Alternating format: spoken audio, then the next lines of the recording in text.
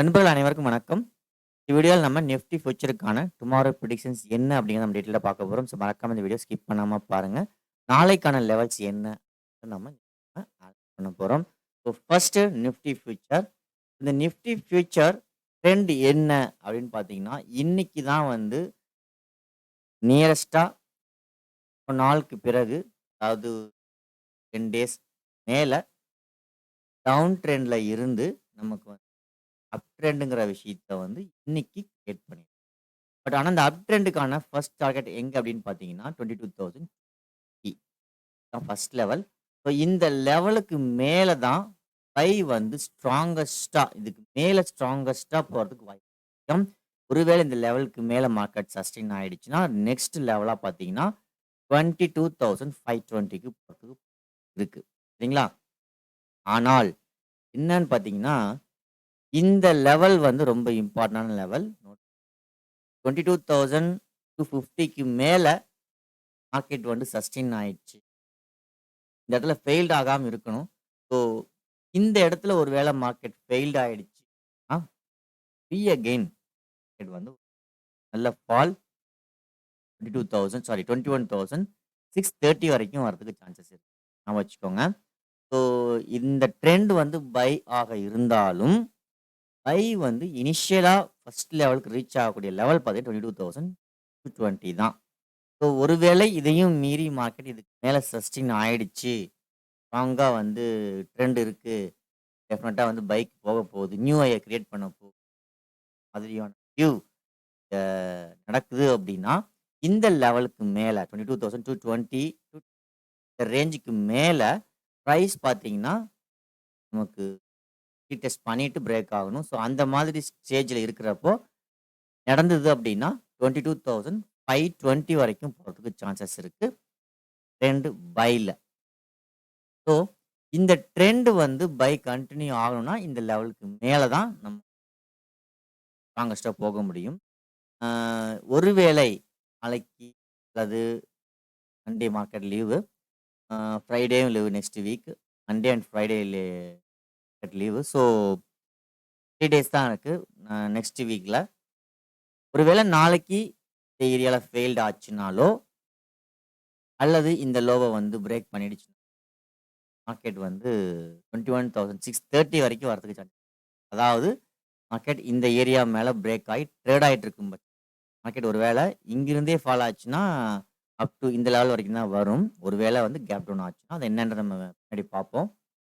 நம்ம பேசிட்டு இருக்கிறது, இந்த ஏரியால ஒருவேளை ஃபெயில்ட் ஆயிடுச்சு அப்படின்னா, மார்க்கெட் 21,630க்கு வரதுக்கு பாசிபிலிட்டிஸ் சரிங்களா? ஸோ இப்போ நிஃப்டி நம்ம ட்ரெண்ட் என்னன்றத நம்ம டிசைட் பண்ணிட்டோம். ட்ரெண்ட் ஸ்ட்ராங்கா போகணும்னா 22,250க்கு மேல தான் ஸ்ட்ராங்கஸ்ட்டா போறதுக்கு இப்போ நாளைக்கு நம்ம என்ன பண்ணலாம்? என்ன நடக்க வாய்ப்புகள் இருக்கு? எல்லாம் பிரேக் ஆகும். நாளைக்கு மார்க்கெட்ட பொறுத்தவரைக்கும் ஒருவேளை மார்க்கெட் இந்த லெவல்ல பிரேக் பண்ணுச்சு அப்படின்னா, அகைன் ரீடெஸ்ட் இந்த கேப்ப ஃபில் பண்ணிட்டு பை போறதுக்கான பாசிபிலிட்டிஸ் நெறைய இருக்கு.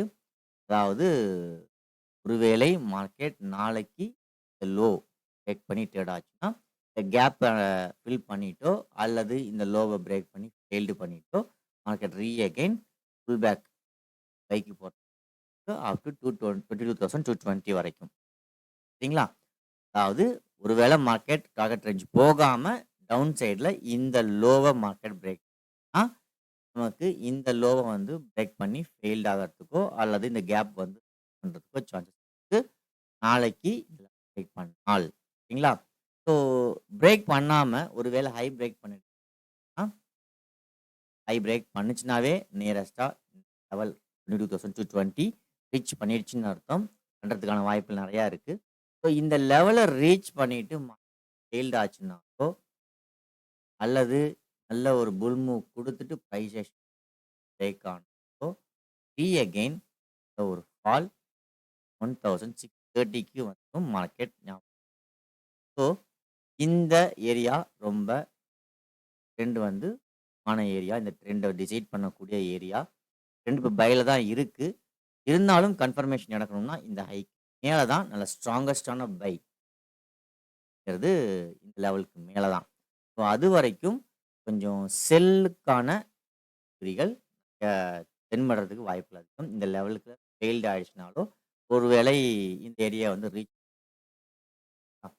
ஸோ நாளைக்கு பொறுத்தவரைக்கும் மேபி ஹைய பிரேக் பண்ணி ஃபெயில்டு ஆனாலும் சரி, ஃபெயில்டு ஆச்சுனாலே மார்க்கெட் அகைன் வந்து டவுன் ட்ரெண்ட காட்டும். பட் இந்த ஏரியா ஃபெயில்டு ஆச்சுனாலே மேக்ஸிமம் லோ வந்து பிரேக் பண்ணிடும். இந்த லோ பிரேக் பண்ணாலும் அகைன் 21 630 வரதுக்கு சான்ஸ் இருக்குங்களா? ஸோ நாளைக்கு என்ன நடக்குதுன்னு லைவ்ல வாட்ச் பண்ணுவோம். ஸோ இன்னொன்னு சொல்லிக்க விரும்புறேன். இந்த பொசிஷன்ஸ் ஹோல்டிங்ஸ் எல்லாமே பார்த்தீங்கன்னா, தயவு செஞ்சு லிமிட்டடா செட் பண்ணுங்க. ஸோ இங்க நான் வந்து யாருக்கும் பை செல் ரெக்கமெண்டேஷன்ஸ் பண்ணல. என்னோட பாயிண்ட் ஆஃப் வியூ என்னோட மனி மேனேஜ்மென்ட் பேஸ் பண்ணி தான் நான் என்ட்ரி குடுக்குறேன். இன்ட்ராடே என்ட்ரி ஆகட்டும், ஆகட்டும் எல்லாமே. நீங்க திரும்ப சொல்றது கேப்பிட்டல் என்னவோ ஆனா ரிஸ்க் தான் நீங்க எடுக்கணும். டோட்டலா ஒட்டுமொத்த மார்ஜினையும் ரிஸ்க்ல வச்சீங்க அப்படின்னா, மார்க்கெட்ட டேஞ்சர். ஞாபகம் வச்சுக்கோங்க.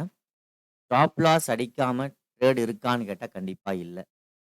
ஸ்டாப் லாஸ் இல்லாம ட்ரேட் பண்ணா பெரிய ஒரு முட்டாள்தனம். மட்டும் இல்ல, ஸ்டாப் லாஸ் வந்து எப்படி இருக்கணும் அப்படின்னு பார்த்தீங்கன்னா, ட்ரெண்டுக்கு தகுந்த மாதிரி இருக்கணும். இன்னைக்கு நாம வந்து ஸ்டாப் லாஸ் வந்து இந்த இடத்துல வந்து பண்ணியிருந்தோம். பட் ஆனா வந்து ஓப்பன் கேண்டிலே கேப் அப் ஆயி ஜம்ப் ஆனதுனால, நல்ல ஒரு ஃபினிஷ் கேண்டில் நல்ல ஸ்ட்ராங்கஸ்ட் கேண்டில் வந்தா தான் நம்ம ஆஸ் பெர் கான்செப்ட் என்னவோ அத ஃபாலோ பண்றேன். ஸோ இங்க நானா வந்து ஸ்டாப் லாஸ மூவ் பண்ணல. ங்களா? ஸோ எனக்குன்னு ஒரு டெக்னிக்கல்ஸ் இருக்கு. எனக்குன்னு ஒரு ஸ்டடீஸ் இருக்கு. ஸோ அந்த ஸ்டடீஸ் என்னவோ அத நான் ஃபாலோ பண்ணேன். ஸோ நீங்க என்ன ஃபாலோ பண்ணீங்கன்னா, தயவு இமெயில் அரேஞ்ச்மென்ட்ட ஃபாலோ பண்ணிட்டு குரூப்ல இன்னைக்கு நண்பர் ஒருத்தர் பெரிய லாஸ் அப்படின்னு. பட் எனக்கு அந்த மாதிரி இல்ல. என்னோட மனி மேனேஜ்மென்ட்க்கு நான் எடுத்திருந்தேன். பேனிக் ஆகாமயும் இருந்தேன். ரீசன் என்னன்னா, எவ்வளோ பாயிண்ட்ஸ் மூவ் ஆனாலும் ட்ரெண்ட்ல ஸ்ட்ராங்கா இருந்தேன்.